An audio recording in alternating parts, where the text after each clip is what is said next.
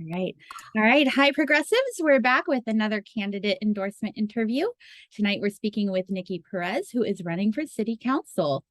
Nikki is a lifelong resident of Burbank. She is the child of immigrants from El Salvador and Guatemala. She has been passionate about serving her community from a very young age. Her very first job was as a City of Burbank crest worker, and she interned in the city clerk's office during grad school.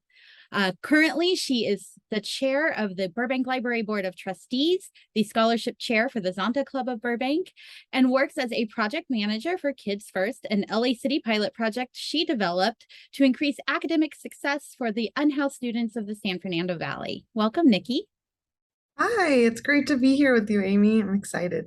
Awesome. All right. Well, tell us anything that I didn't cover that you want us to know about yourself, and maybe talk just a little bit about what some of the most important issues will be for you to focus on as part of City Council. Yeah, definitely. It's so crazy to hear you say in the bio the pilot program piece because I'm really, really excited to say that we just were made an official City of LA program. Awesome. Here we are in the mayor's budget. So I'm really proud of the work that Kids First is doing. It's really the first program of its kind. We're providing a wraparound service model with mental health, financial wellness, academic assistance, and basic needs. But these are all from different agencies in the Valley that know how to do it best. And it's the first time that we have, four agencies meeting on a weekly basis to do this. I manage a team of four case managers who come from all different agencies, and it's just phenomenal work. And I really hope I can bring some of that I've learned here to Burbank. And then I guess a little bit about me. I think the most exciting thing for me is I don't think it really sank in until we really hit this month. But if elected, I'll be the first Indigenous woman and the first bisexual council member we have ever had. Thanks. I think that representation really matters. And happy bye week. Happy bye week. Yeah. A lot I of a lot of firsts in this race, which is amazing. yes, it's time. Definitely.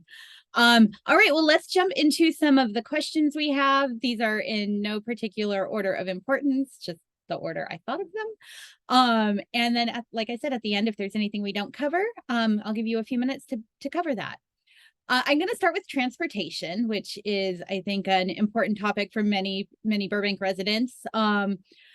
So earlier this year, BRT was uh, kind of a big topic. I know the city council rejected the original proposal by LA Metro for the proposed bus lane, would have shut down parking along Olive Avenue.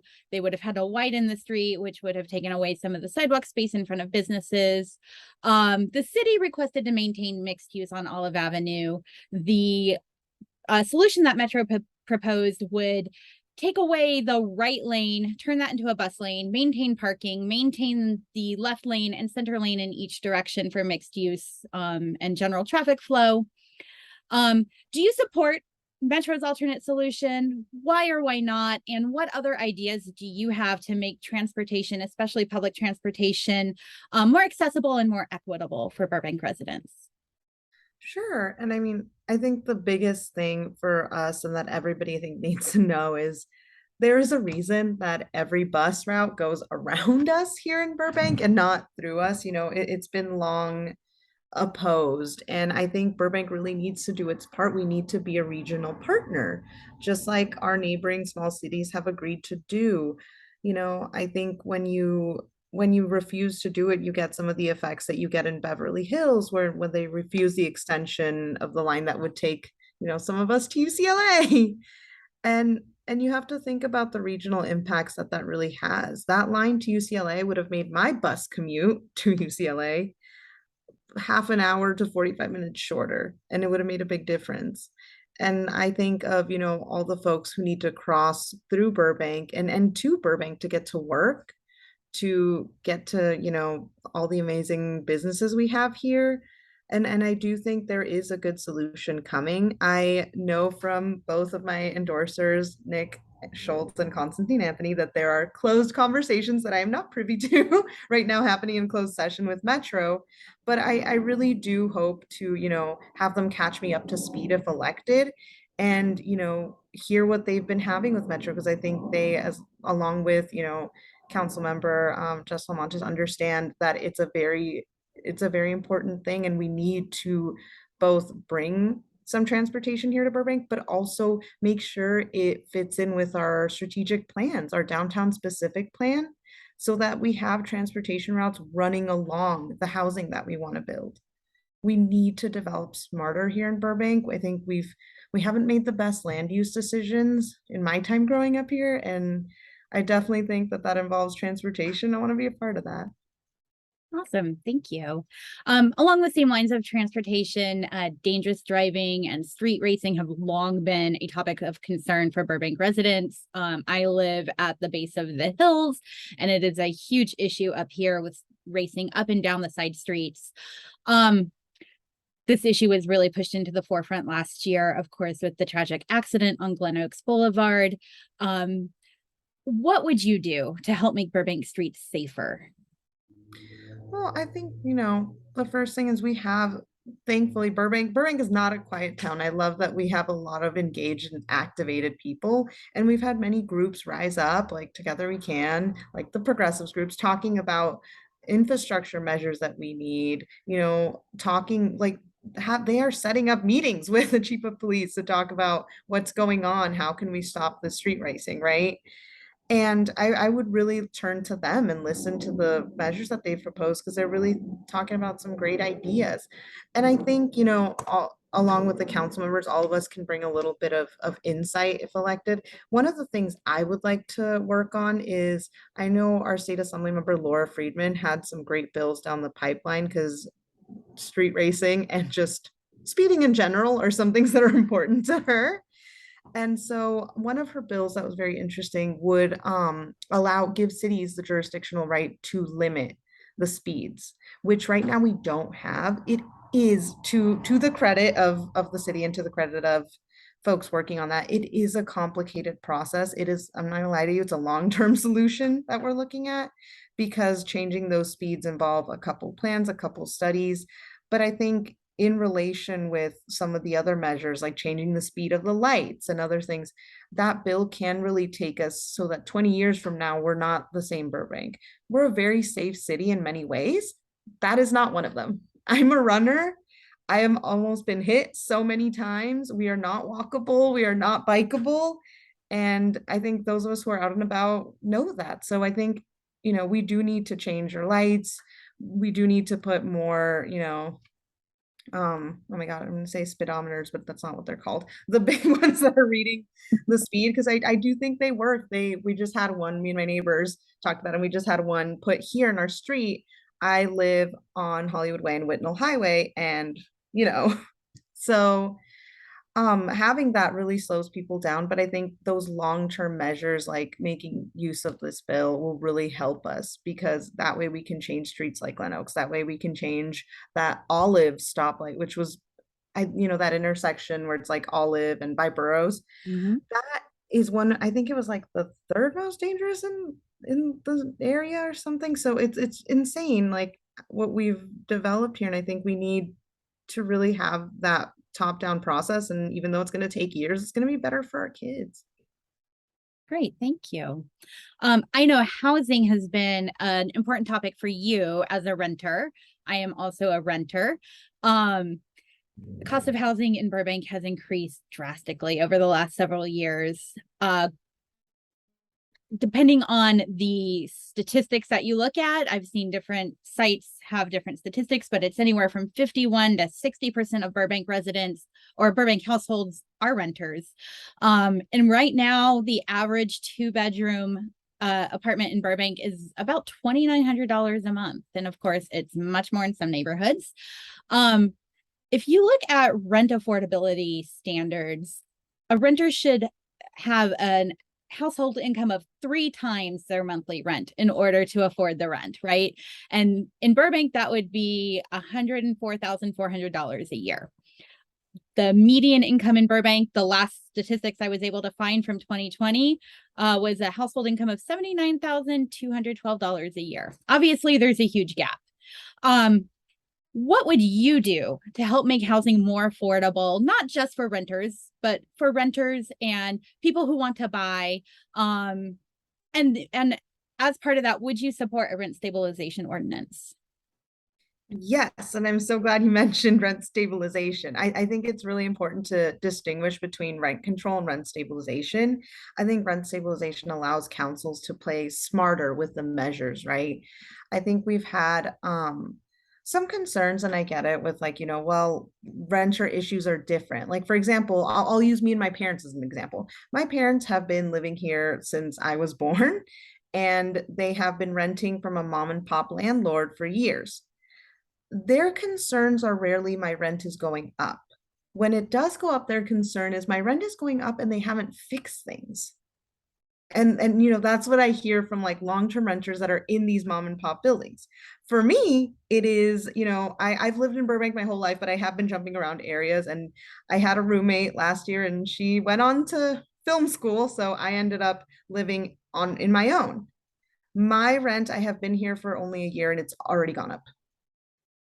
And I think about it and I had to talk with my landlord to be like, hey, you're getting real close to the limit of the state here, and negotiate for my rent, which I don't think that many of us would think to do, right? We don't have like the know-how. I was like, oh, I worked on this bill, I remember this.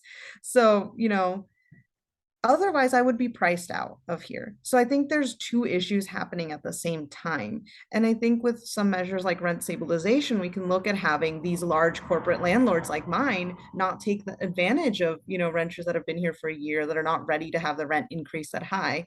And then also put in measures so that, we can tell our mom and pop landlords, hey, if you're gonna raise the rent, you have to fix things.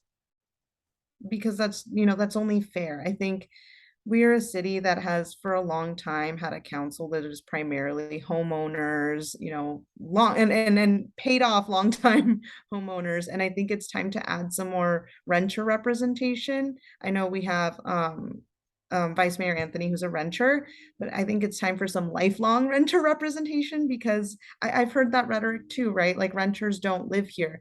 My family has rented for 30 years. I know people who have lived here much longer than that, renting. Their kids rent here.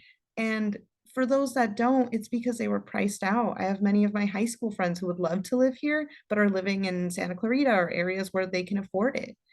I would love nothing more than to, yes, add more affordable housing. We need that, but also add housing that's affordable for our firefighters, for our teachers, so that they can live here, for all of our emergency staff, right? Not only will that help us by keeping folks who live and work in the community invested, but also it'll help us with the horrific jobs to housing ratio we have.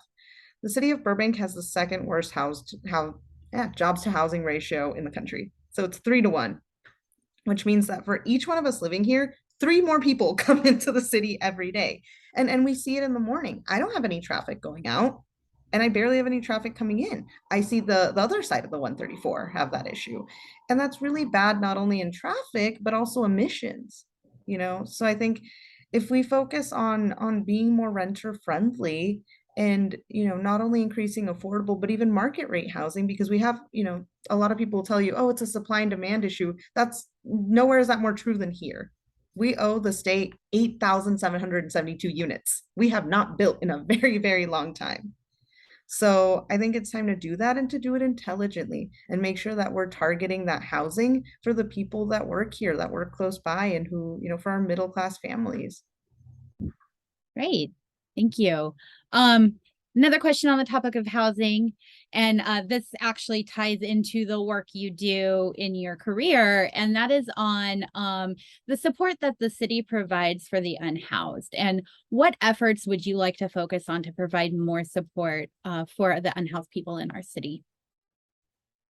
Yeah, so I think, again, I'm gonna keep saying this, like this problem is twofold. I'm very much love to look at things from that problem solving lens. And for me, this is an issue of like, Yes, we have 200, the city is reporting 260 unhoused individuals. It was 290 from last year's count. As a provider who has done the count, I can tell you that may not even be a difference, right? It just maybe due to who they counted that day. On average, my guess would be we have somewhere around 300 or so unhoused folks, if not more, right? And maybe to some of us living in LA County, and I've heard this from some voters, like, oh, I don't know if that's an issue right now. What I would say to that is that's what LA said 10 years ago, and that's why they did nothing. And here we are, right? And I think, we need to start inputting measures that help the folks who are experiencing homelessness. Time and time again, our data shows us that people who are unhoused are from the same communities. They want to stay in their communities and they become unhoused in those communities and live there. And I think it would be great of us to really put in a comprehensive homelessness plan. Right now, the city, they're working on it, but they don't have a real comprehensive homelessness plan. Councilmember Nick Schultz recently rejected the home. He was the first person to stand up and say, I just want to put in a motion to reject this plan because it's not ready. And in looking at it online as part of, the agenda for the night, it really, I can't I can't comprehend how that's what they, what staff presented. We hired a consultant that was, and sorry, you can hear the sirens in the background. I live next to a fire station. The city of Burbank hired a consultant who was the same consultant for Santa Monica and Culver City and returned real comprehensive plans to them that outlined ways they were going to work with their school district, outreach measures that work specifically for them. And our plan was very thin. The page that talked about working with the school district was a couple of bullet points. That's not acceptable when we know we have unhoused families in BUSD. And when we know the perception of the community is like, oh, well, Burbank's doing fine. They're like all middle class or whatever. That's not fair to folks who are really struggling. I've always found as a social worker that the areas that seem to be doing the best, right, or have the most, middle class funding, atmosphere, tend to have the least resources because the assumption is that people don't need it there. So the people that do need it there end up with nothing. And I think we need to come up with a real plan that tackles working with the school district on a regular basis to identify students and to provide like joint services from the city and the school district. I would love to, work with staff myself to bring that expertise to the table, and on how to provide those kind of wraparound services. I'm really proud to say the program that I work for, we have housed 50 families, like permanently housed. I know 50, some people might be like, that's just 50 families.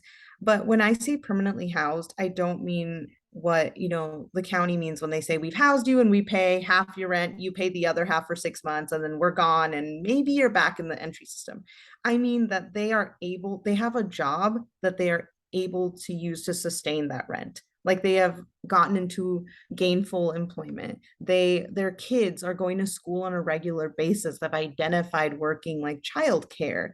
They're connected into systems that are going to support them, and I think that's really important. And I think we can bring that to Burbank. And to say we have a small amount of homeless people, to some people it's like, oh, that's not something we should pay attention to. I'm like, that is something we can tackle now and succeed.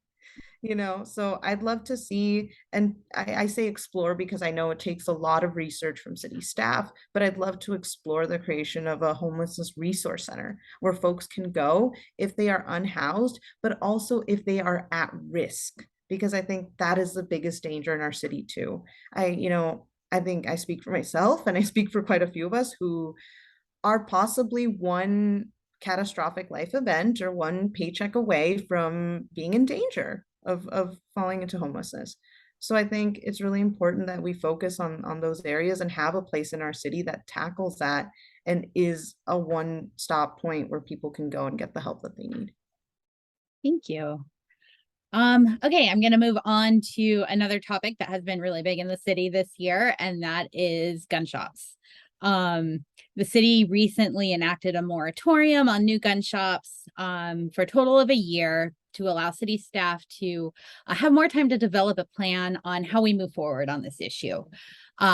gun store owners have admitted that they don't open their shops here because they want to be in Burbank, but because we have the most permissible zoning laws. So, A, do you support this moratorium? And then B, would you support a change in the zoning laws in order to regulate how, where, how many gun shops we have in Burbank? And then what other measures or ideas would you support to address this issue?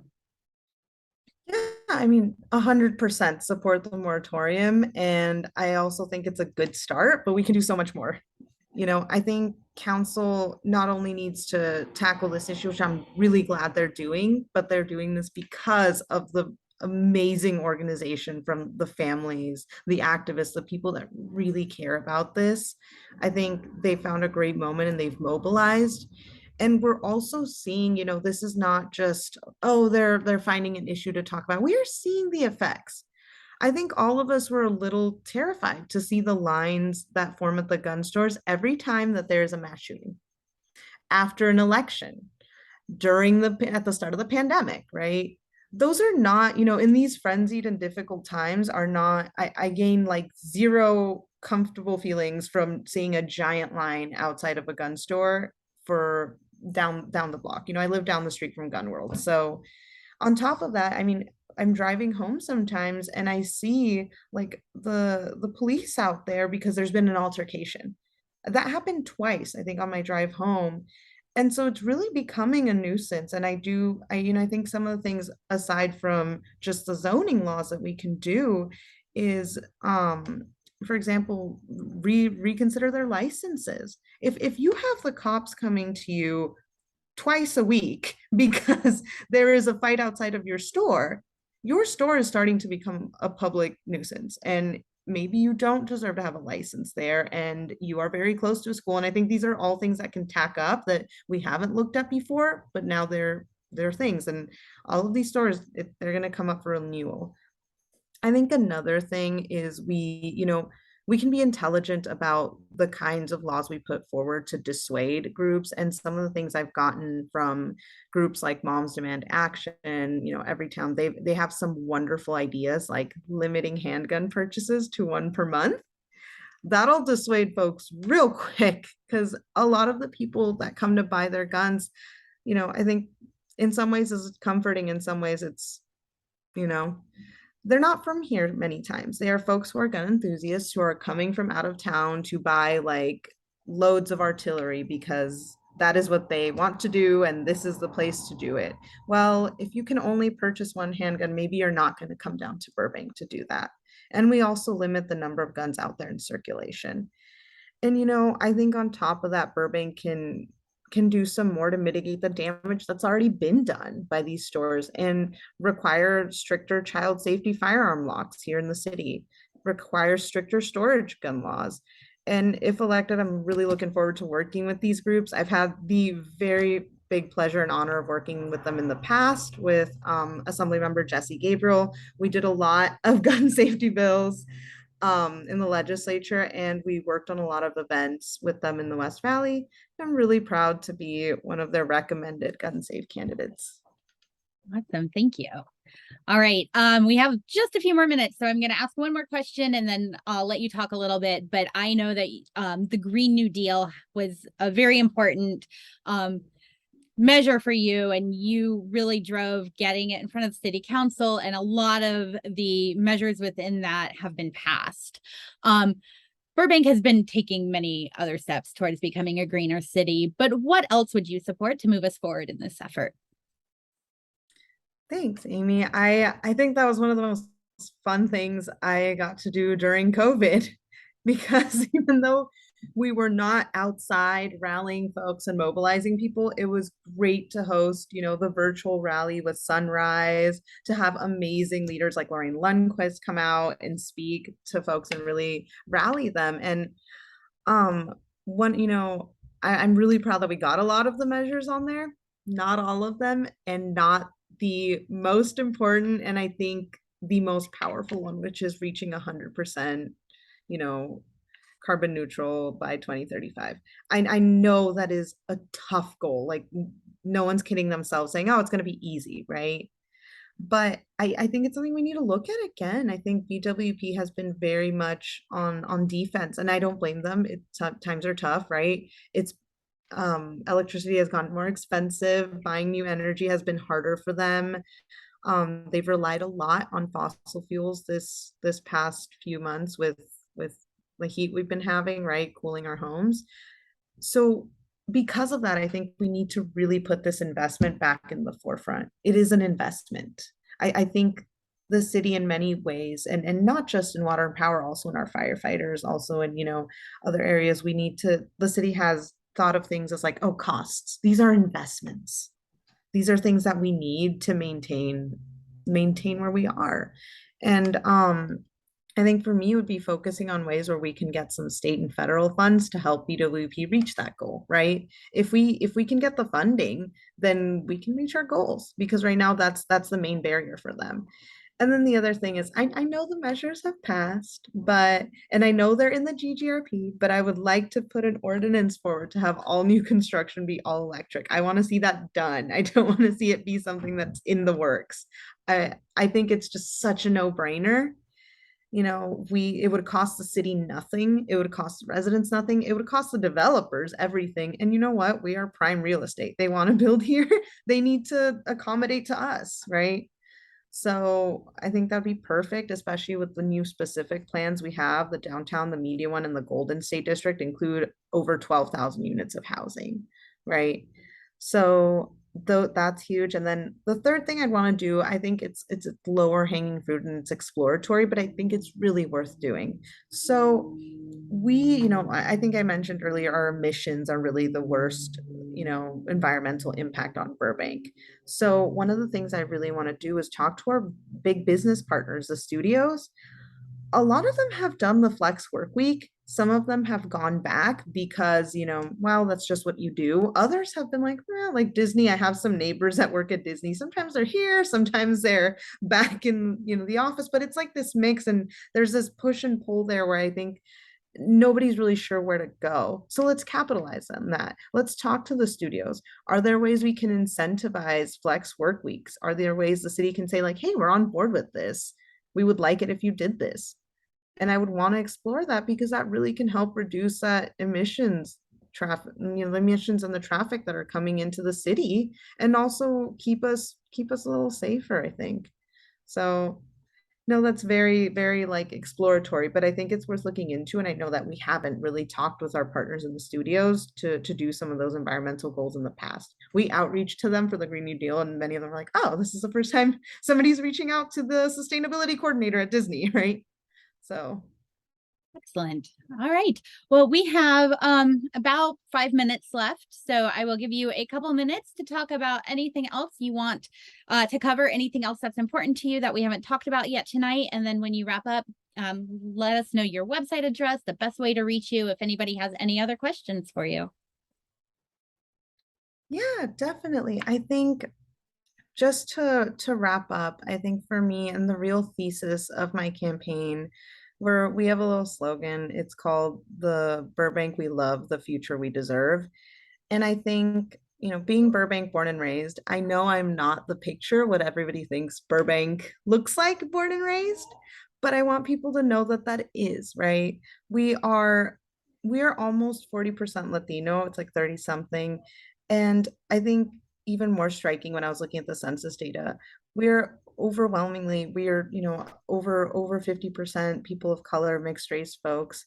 And I think that's not the perception that folks have. And I think that's wonderful. We're a wonderfully diverse city. We have a lot of renters, we have a lot of families. And I really want folks who look at Burbank and see, like, oh, that's the dream, that's the calm suburban life that I want, to find that attainable. I think my family, even living here, struggled to see that as attainable. And I don't think those two things are incongruous. I think there are people that are afraid that we're losing what Burbank is because we're moving towards the future. I don't think those are two things that just have to lie in parallel. I think we can have all the things that make Burbank Burbank, that your neighbor, right? That you have Magnolia Park, that you have that's wonderful, like Magnolia Boulevard, that you have the parks that we have. We can have all of those things, but also make sure they are available to everybody that wants to live here, everyone that deserves to live here. So that's really my biggest thing. That's why quality of life is high up there for me. And I hope I get elected so I can bring that perspective from hometown girl who wants to do good for her community. Great. Thank you. All right. So let us know your website address, the best way to reach you. So my website is very simple. I have no idea how I got this domain, nikkiperez.com. It is just my first name, last name.com. And if you go on the website, my email is just nikki@nikkiperez.com, and my cell phone number is on there. And it's the easiest way to reach me, I think, either via email or texting or calling me. Some people are like, oh, that's the campaign line? I'm like, no, that is my cell phone number. It goes directly to me. You will reach me. I will give you a call back personally. So, those are the best ways. And I'm always looking to talk to people. I think out of everything that is campaigning, I don't really see myself as somebody who loves to be out there stumping or giving speeches. I love talking one-on-one to people. I really love when people have questions about, the tree on the side of the road, when people have questions about street closures. That's what I want to talk about. And I want to be a council member that's accessible in that way. Excellent. Well, thank you so much for spending time with us tonight. I enjoyed getting to know you a little bit more, talking about what's important to you, what's important to the Burbank Progressives, and really everyone in Burbank. So thank you so much. And good night, everyone. Thank you. It was great.